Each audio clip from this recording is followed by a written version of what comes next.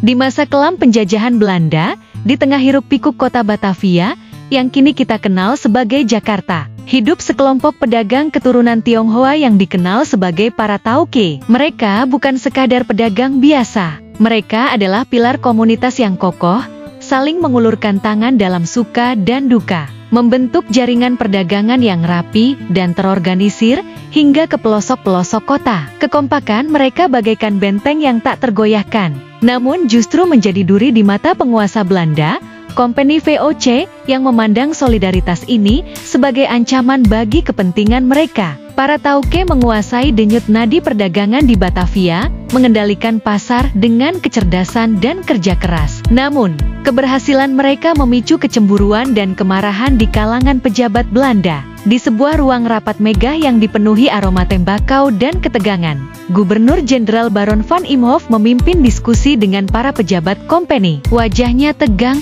matanya menyipit penuh perhitungan. Apa yang bisa kita lakukan untuk mematahkan kekuatan para Tauke ini, tuan-tuan? Tanya seorang pejabat dengan nada resah. Van Imhoff, dengan suara dingin, namun penuh otoritas, menjawab, kita harus bertindak cepat dan tegas. Kerahkan para budak belian sebanyak yang kita miliki. Latih mereka menjadi pengawal yang tangguh, siap memata-matai, dan menghancurkan gerakan para Tauke. Mereka harus menjadi mata dan telinga kita di pelabuhan. Rencana itu disambut anggukan setuju dari para pejabat. Tak lama kemudian, pelabuhan Batavia berubah menjadi benteng company. Para budak belian, yang telah dilatih menjadi prajurit tanpa ampun, berpatroli di dermaga, mengawasi setiap gerak-gerik para pedagang Tionghoa dengan penuh curiga. Namun, para Tauke bukanlah orang-orang yang mudah menyerah. Mereka telah mencium aroma bahaya, dan tak tinggal diam. Di sebuah gudang tua yang tersembunyi di sudut kota, mereka mengadakan rapat rahasia. Cahaya obor menerangi wajah-wajah penuh tekad, sementara aroma rempah dan teh menguar di udara. Kita tidak bisa membiarkan company menginjak-injak kita, seru seorang Tauke, suaranya bergema di ruangan. Kita harus melawan, tapi dengan strategi. Kita butuh ilmu bela diri yang mumpuni. Kita harus mendatangkan guru silat terbaik dari Tiongkok. Setuju, teriak para Tauke serentak, semangat mereka membuncah seperti api yang baru dinyalakan. Tak lama kemudian, seorang guru silat legendaris tiba dari negeri Tiongkok. Di bawah bimbingannya, para Tauke berlatih keras di malam hari, di balik bayang-bayang kegelapan, di perguruan Gading Melati. Siang hari, mereka tetap menjalankan peran sebagai pedagang, menyapa pelanggan dengan senyum ramah, seolah tak ada yang berubah. Namun, di antara mereka, seorang pemuda menonjol, dikenal sebagai Si Panjang, seorang Tauke yang telah lama mendalami ilmu silat di Gading Melati. Dengan tubuh lentur dan gerakan mematikan, ia menguasai jurus-jurus yang membuat lawan gemetar. Ketika guru silat dari Tiongkok harus kembali ke tanah air, Si Panjang diangkat sebagai pemimpin, menjadi mercusuar harapan bagi para Tauke. Si Panjang bukan hanya pendekar ulung, tetapi juga pemimpin yang bijaksana. Dalam setiap pertemuan, ia selalu mengingatkan rekan-rekannya untuk tetap rendah hati. Meski company bertindak sewenang-wenang, kita harus tetap menjaga hubungan baik dengan mereka yang tidak memusuhi kita. Perdagangan kita harus terus berkembang, dan kita harus selalu siap menghadapi segala kemungkinan, katanya dengan suara mantap, penuh wibawa. Setiap sore, setelah toko-toko ditutup, para Tauke berkumpul di Gading Melati. Mereka membawa makanan dan minuman, menciptakan suasana kebersamaan sebelum memulai latihan silat yang melelahkan. Di salah satu malam yang dingin, Si Panjang berdiri di depan rekan-rekannya, matanya menyapu kerumunan.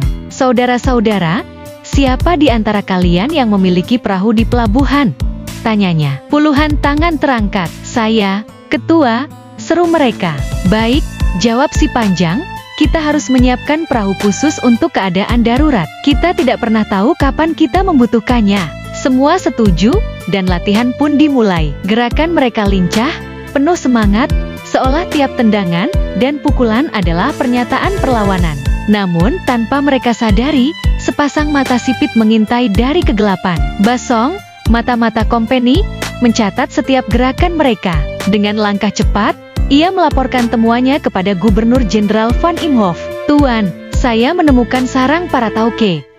lapor Basong dengan nada penuh kemenangan. Mereka berlatih silat setiap malam di Gading Melati, di daerah Gandaria. Dipimpin oleh Si Panjang, dan pengikutnya semakin banyak. Mereka bahkan mengumpulkan senjata tajam. Van Imhoff mengepalkan tangan, wajahnya memerah. Mereka tidak bisa dibiarkan. Kita harus hentikan ini sekarang juga, katanya dengan suara menggelegar. Jika mereka menolak tunduk, kita asingkan ke Ceylon.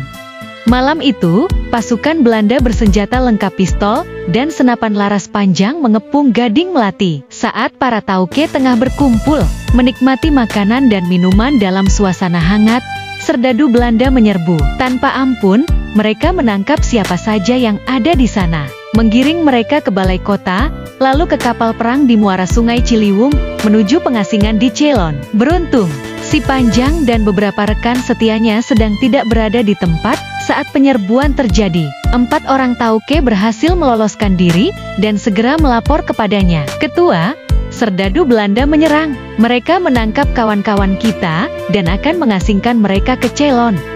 Lapor salah satu di antara mereka, napasnya tersengal. Si Panjang mengepalkan tangan, kemarahan dan tekad membara di matanya. Tanpa buang waktu, ia mengumpulkan sisa pasukannya, termasuk para pelaut tangguh yang setia. Bersama, mereka menyerbu pelabuhan, bertekad membebaskan rekan-rekan mereka. Pertempuran sengit pun pecah. Si Panjang, dengan jurus-jurus silatnya yang mematikan, memimpin di garis depan, menghadapi serdadu Belanda dengan keberanian luar biasa. Rekan-rekannya, meski kalah jumlah dan persenjataan, tak pernah gentar. Namun, kekuatan kompeni terlalu besar. Meski Si Panjang dan para Tauke bertarung dengan gagah berani, pertempuran itu berakhir tragis. Si Panjang dan beberapa rekan setianya gugur di medan laga, darah mereka membasahi tanah Batavia. Meski begitu, perlawanan mereka bukan tanpa hasil. Banyak serdadu Belanda terluka, bahkan tewas di tangan para pejuang ini. Kisah Si Panjang dan para Tauke menjadi legenda,